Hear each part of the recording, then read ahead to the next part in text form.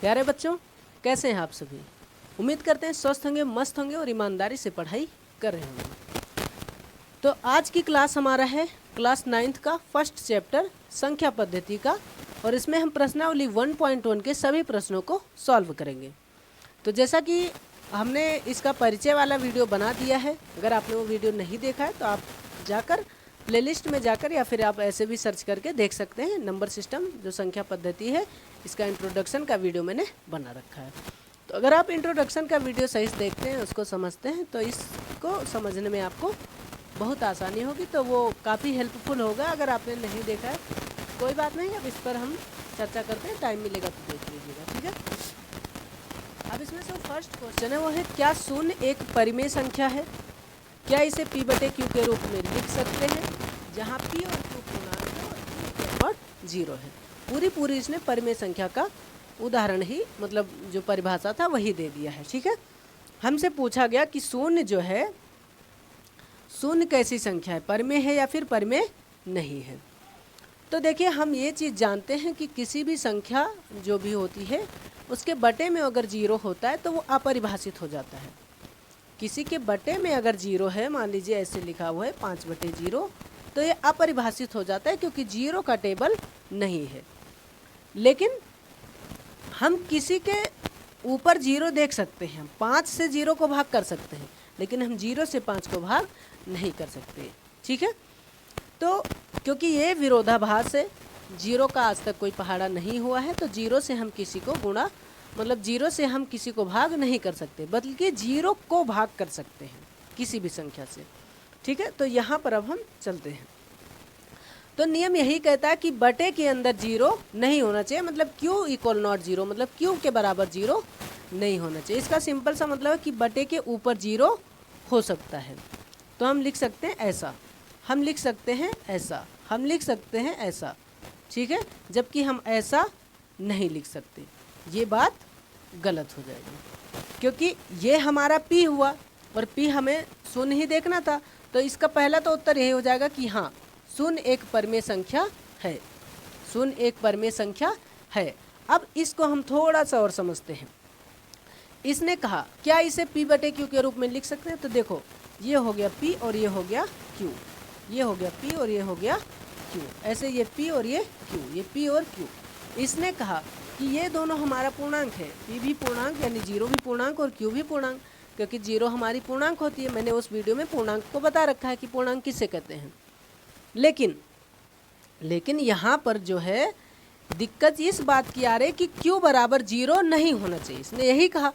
तो देखो, इसने कहा q बराबर 0 नहीं होना चाहिए, तो अगर ऐसा कर देते हैं तब तो q बराबर 0 हो गया, है ना। ऐसा करेंगे तो q बराबर 0 हो गया, जबकि इसने कहा इसमें कहीं भी q के जगह पर 0 नहीं है। तो यही हो जाएगा इसका उत्तर कि शून्य एक परिमेय संख्या है और इसे हम p बटे q के रूप में लिख सकते हैं, जैसा कि मैंने लिखा। इसकी जगह आप कोई भी और संख्या लिख सकते हैं, और कोई भी संख्या लिख सकते हैं आप, चाहे एक इसे लिख दो, चाहे इसे, चाहे इसे। चलिए चलते हैं इसके क्वेश्चन नंबर 2 पे। काफ़ी ये सिंपल था, इसमें कोई कठिन बात नहीं थी। और अगर नहीं समझ में आया तो एक बार फिर से कहूँ कि शून्य एक परिमेय संख्या है, अगर इसने पूछा है तो हम कहेंगे हाँ बिल्कुल है, क्योंकि हम ऐसा लिख सकते हैं। बस बटे के नीचे हम 0 नहीं लिख सकते, क्योंकि 0 का कोई भी टेबल नहीं है। चलिए अब चलते हैं क्वेश्चन नंबर 2 पे। तो अब क्वेश्चन नंबर 2 है कि 3 और 4 के बीच में 6 परिमेय संख्या ज्ञात कीजिए। तो देखो, अगर आप ऐसे देखें तो प्राकृतिक संख्या इनके बीच में एक भी नहीं है, क्योंकि 3 और 4 के बीच में क्या ही संख्या हो सकती है। तो प्राकृतिक तो इसमें एक भी संख्या नहीं है। लेकिन इसने कहा परिमेय, तो इनके किसी भी संख्या के बीच में अनंत परिमेय संख्या होती है। अनंत मतलब बहुत सारी। जैसे आप ऐसी संख्या देखे हैं कि 2.1, 2.11, 2.23, मतलब ऐसी संख्या देखे होंगे दशमलव वाली, है ना। तो दशमलव वाली संख्या ही तो हमारी परिमेय होती है। तो उस तरह से हम इसके बीच में बहुत सारी परिमेय संख्या लिख सकते हैं। लेकिन अगर मैं वैसे ही बता दूं कि 3.1 लिख दो, 3.2, 3.3, 3.12, कोई भी लिख दो, बस 4 के अंदर अंदर रहे, और 6 ऐसी कोई भी संख्या लिख सकते हो, तब भाई आप लोगों को हो जाएगी समस्या। इस बात की समस्या होगी कि आंसर शीट में तो ये आ ही नहीं रहा। तो चलिए जो आंसर शीट में आता है उस हिसाब से देख लेते हैं, बाकी तो ये दशमलव लगा के आप लिख सकते हो। ठीक है, चलिए, तो आंसर शीट में वैसे परिमेय संख्या ज्ञात करने के बहुत सारे तरीके हैं, लेकिन हम इस तरीके से ज्ञात करेंगे जो आपकी बुक में बताया गया है तरीका। कितनी परिमेय संख्या ज्ञात करनी? 6। और जितनी परिमेय संख्या ज्ञात करनी उसमें हम क्या जोड़ देंगे? 1 जोड़ देंगे। अब ये कितना हुआ? 7। अगर यहाँ 8 परिमेय संख्या ज्ञात करनी होती तो 1 जोड़ देते, कितना हो जाता? 9। जितना भी ज्ञात करना होता उसमें हम क्या जोड़ते? 1 जोड़ देते। चलिए, अब ये 7 हो गया। 7 से इसको गुणा भाग कर लेंगे। 3 को 7 से हम क्या कर देंगे? गुणा भाग। और 4 को भी हम 7 से क्या कर देंगे? गुणा भाग। इसी 7 से हमने 3 को भी गुणा भाग किया, इसी 4 को हमने 7 से गुणा भाग किया। ठीक है, 3 सते 21/7 और 4 सते 28/7। पहली और आखिरी संख्या हमको मिल गई, क्योंकि ये पहली और ये आखिरी, इनके बीच में हमें कितनी संख्या ज्ञात करनी? 6। तो इसके आगे से लिखना शुरू करेंगे। तो 22/7, 23/7, 24/7, 25/7, 26/7, 27/7। अब आप गिनेंगे तो 1 2 3 4 5 6, कितनी संख्या ज्ञात करनी थी? 6 संख्या ज्ञात करनी थी। तो ये हमारी 6 की 6 परिमेय संख्या आ गई। आप चाहें तो इसका स्क्रीनशॉट ले सकते हैं। चलिए, अब चलते हैं इसके क्वेश्चन नंबर 3 पे। क्वेश्चन नंबर 3 में पूछा गया है कि 3/5 और 4/5 के बीच 5 परिमेय संख्याएं ज्ञात कीजिए। कितनी? 5 परिमेय संख्याएं। चलिए, इसमें आप जो तरीका मैंने उसमें बताया था 3 और 4 के बीच में, आप वो भी तरीका लगा सकते हैं। और आप उसे अगर कठिन लग रहा हो, उसमें मेहनत पड़ रही हो, तो आप सिंपल तरीका लगा सकते हैं कि 3/5 और 4/5, हमें इनके बीच में 5 परिमेय संख्या, तो हम किसी संख्या से गुणा कर देंगे, किसी बड़ी संख्या से गुणा कर देंगे। और ऐसी संख्या से गुणा करें जो हमें आसानी हो। जैसे हम 10 से कर दें, 100 से कर दें, 1000 से कर दें। तो हम 10 से कर देंगे क्योंकि हमें कम संख्या ज्ञात करनी है। ठीक है, आप जिससे चाहो कर सकते हो। हमने 10 से यहाँ गुणा कर दिया और 5 को भी हमने 10 से गुणा कर दिया। इसी तरह हम इसमें 4 में भी 10 से गुणा करेंगे और 5 में भी 10 से गुणा करेंगे। मतलब हर और अंश दोनों जगह हम 5 से क्या कर देंगे? गुणा कर देंगे। तो आपको पता है इसका होगा 3 दहम 30 और 5 दहम 50। इसका होगा 4 दहम 40 और 5 दहम 50। हमें इनके बीच में कितनी परिमेय संख्या लिखनी है? तो 5 परिमेय संख्या लिखनी है। ठीक है, इसके आगे 31/50, 32/50, 33/50, 34/50 और 35/50।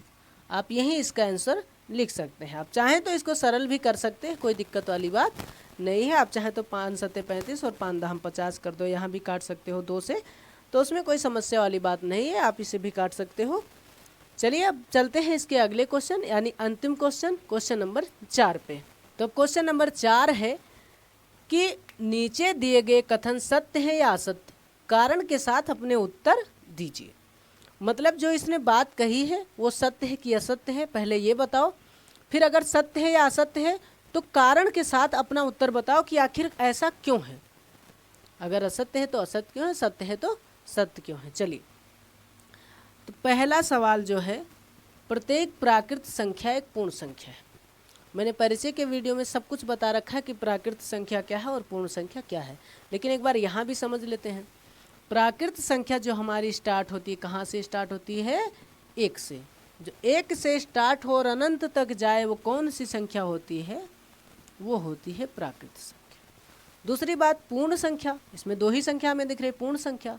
तो जो 0 से स्टार्ट हो वो हमारी कौन सी संख्या होती है? पूर्ण संख्या होती है।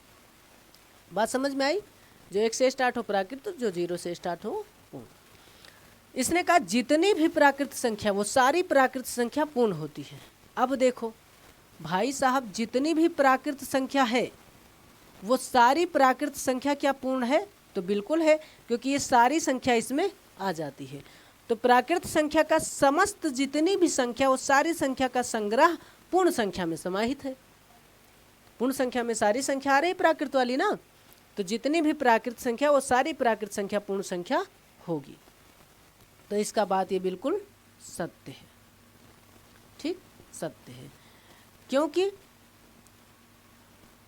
समस्त प्राकृत संख्या, जितनी भी प्राकृत संख्या है, समस्त प्राकृत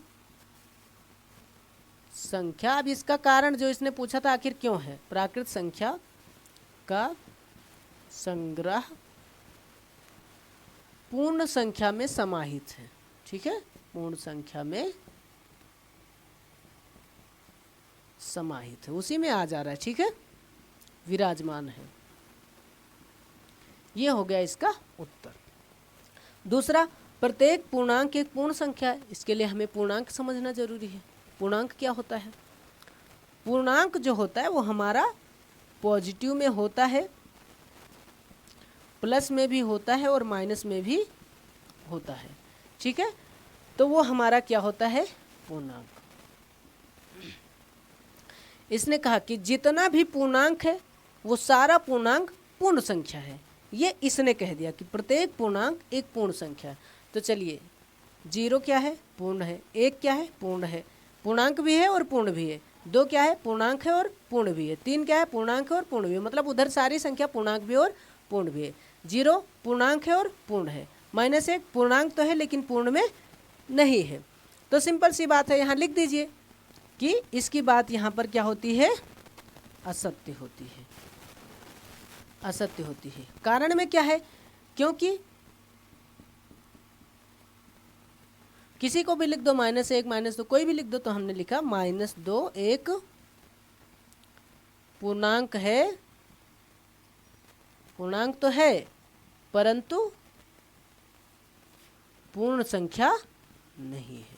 ठीक है, पूर्ण संख्या नहीं है। कोई दिक्कत है? बहुत आसानी समझ गया आपकी, माइनस वाली गिनती इसमें नहीं है तो पूर्ण नहीं हो सकती। चलिए, अब इसका है क्वेश्चन तीसरा, अंतिम, कि प्रत्येक परिमेय संख्या एक पूर्ण संख्या होती है। आपको पता है कि परिमेय संख्या की पहचान बटे के रूप में होती है, लेकिन पूर्ण संख्या की पहचान ये है कि वो बटे में नहीं हो सकती। पूर्ण संख्या बटे में नहीं हो सकती। अब बताओ, पूर्ण संख्या कोई भी कहीं बटे में है? नहीं है। पूर्ण मतलब पूरा। अब बताओ, 1/2 क्या पूरा संख्या है? नहीं है, क्योंकि लड्डू एक, खाने वाले 2। अब तुम ही बताओ कि 1 लड्डू है और 2 लोग खाने वाले, तो 1 पूरा पूरा मिलेगा? नहीं मिल सकता। तो जब नहीं मिल सकता तो ये परिमेय तो है, क्योंकि ये बटे के रूप में है। परिमेय की पहचान क्या होती है? जो बटे के रूप में और उसके बटे में 0 ना हो। तो परिमेय संख्या हमारी पूर्ण नहीं हो सकती। तो बात समझ में आई कि परिमेय संख्या हमारी पूर्ण संख्या सभी नहीं हो सकती, कुछ हो सकती है। ठीक है, अगर सिर्फ 1 हो तो 1 हमारी परिमेय भी है लेकिन पूर्ण भी है। लेकिन यहाँ पे अगर कहा जाए तो इसकी बात असत्य है, क्योंकि इसने सभी की बात करी, प्रत्येक की। तो उत्तर में लिखेंगे असत्य। ये इसकी बात बिल्कुल भी सही नहीं है, असत्य। क्योंकि 1/2 परिमेय है, परिमेय है, परिमेय संख्या है, परंतु पूर्णांक नहीं है। पूर्णांक नहीं, पूर्ण संख्या नहीं है। ठीक है, और इसने यही बात गलती कर दी थी, तो इसकी बात गलत हो गई। उम्मीद करते हैं आपको ये सारी चीज़ें आसानी से समझ में आई होगी। तो मिलते हैं इसके अगले वीडियो में, यानी प्रश्नावली 1.2 में। आपने बहुत बेहतरीन तरीके से समझा। अगर कोई दिक्कत है तो आप कमेंट करिए, हम कोशिश करेंगे कुछ और बेहतर करने की। तो मिलते हैं अगले वीडियो में, तब तक के लिए आप बने रहिए हमारे यूट्यूब चैनल ज्ञान एक्सप्रेस 24/7 पे। धन्यवाद।